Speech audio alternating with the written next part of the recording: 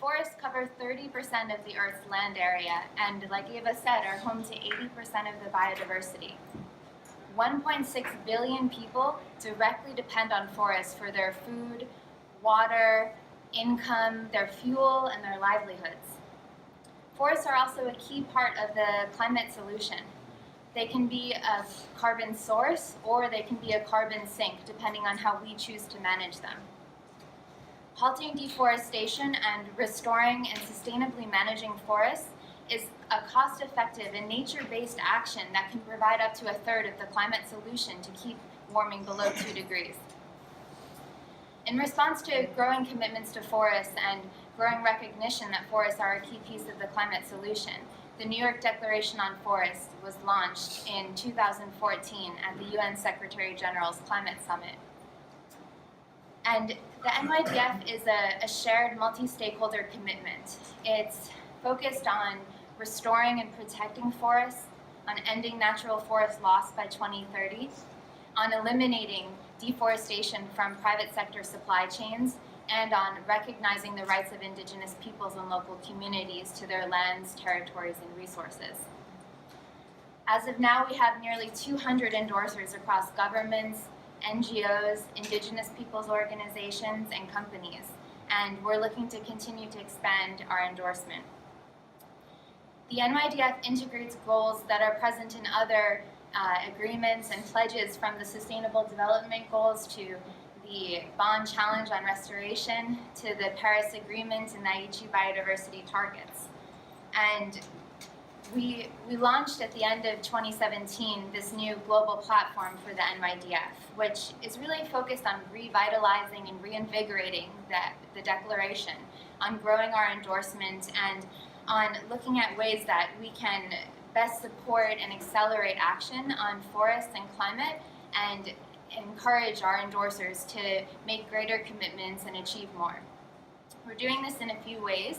One is by having a multi-stakeholder platform to convene and facilitate dialogue and collaboration across the different endorser groups.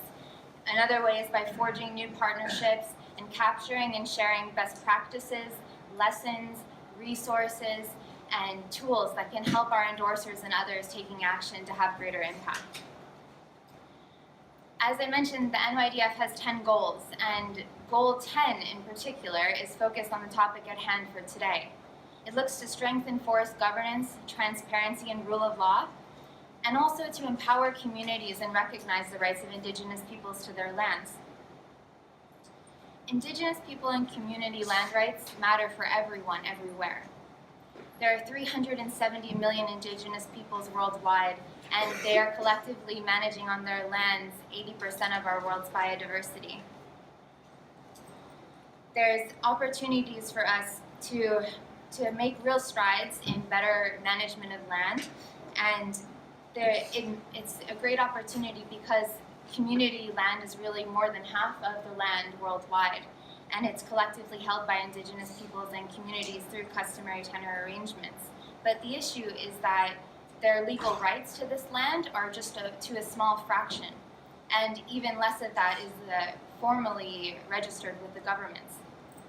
This is important because when indigenous peoples do have rights to their land and can manage their forests, we actually have lower deforestation. A WRI report found that across the Amazon from 2000 to 2012, annual average deforestation rates were 2 to 3 times lower in indigenous tenured forest lands than outside of them.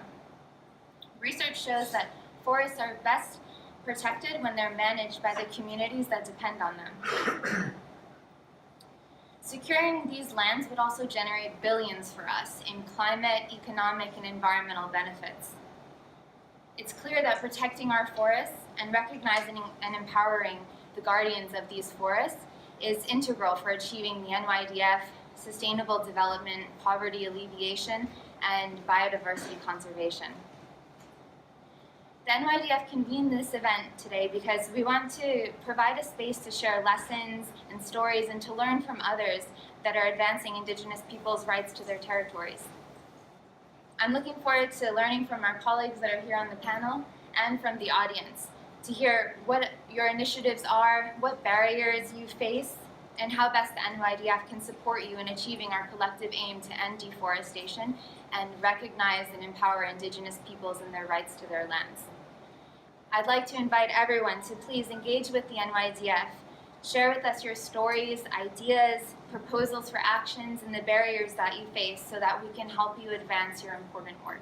Thank you.